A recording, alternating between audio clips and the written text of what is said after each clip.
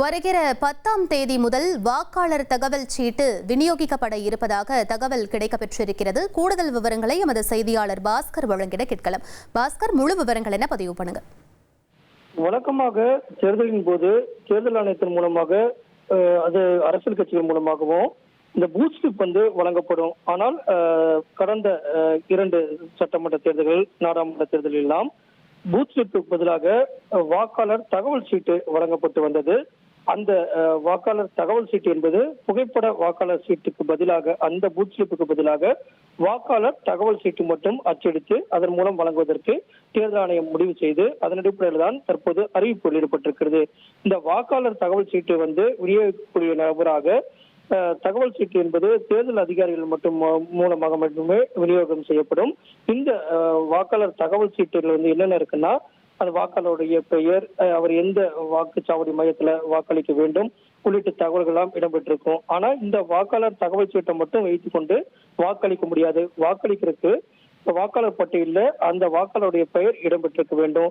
வாக்காளர் அடையாள அட்டை, அந்த வாக்காளர் அடையாள அட்டையை காட்டி, ஓட்டர் ஐடி அதை காட்டி வாக்களிக்கலாம். அல்லது 12 ஆவணங்கள் கொடுக்கப்பட்டிருக்கிறது, புகைப்படத்துடன் கூடிய அந்த ஆவணங்களை பயன்படுத்தி வாக்களிக்கலாம்.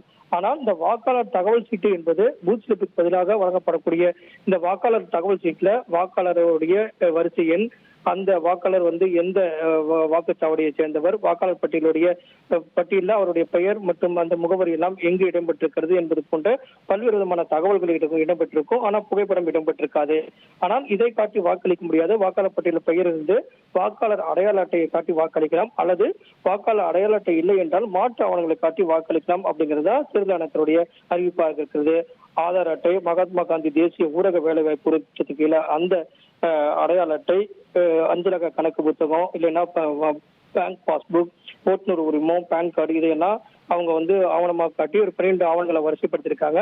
அதையெல்லாம் காட்டி வாக்களிக்கலாம். அதற்கு முன்னதாகவே தேர்தல் ஆணையத்தின் மூலமாக வாக்காளர்களுக்கான தகவல் சீட்டு என்பது வருகிற 10ஆம் தேதி முதல் விநியோகம் செய்யப்படும். 17ஆம் தேதிக்குள் வாக்காளர்களுக்கான அந்த வாக்காளர் தகவல் சீட்டு விநியோகம் செய்யும் பணியை முடிக்க வேண்டும் அப்படிங்கிறது தேர்தல் ஆணையத்தினுடைய உத்தரவாக இருக்கிறது. காரணம் என்னவென்றால் வருகிற 23ஆம் தேதி வாக்குப்பதிவு நடைபெறும். அதற்கு முன்னதாகவே இந்த வாக்காளர் தகவல் சீட்டெல்லாம் வாக்காளர் சென்றடைய வேண்டும் அப்படிங்கிறதா தேர்தல் ஆணையத்தினுடைய உத்தரவாக உள்ளது.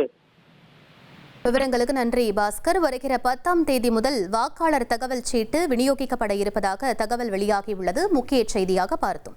1,27,00,000 மனங்களை வென்ற தந்தி டிவி யூடியூப் சேனல். தவிர்க்க முடியாத தம்ப்நெயில்ஸ், கலக்கலான கான்டென்ட்ஸ். நீங்களும் இந்த குடும்பத்தில் இணைய இப்பவே சப்ஸ்கிரைப் பண்ணுங்க. அசுரபலம் கொண்ட எங்கள் டிஜிட்டல் கரங்களில் உங்கள் விளம்பரங்களை சேர்க்க வாட்ஸ்அப் பண்ணுங்க. 8939888838. Email advtthanditv@dttv.in.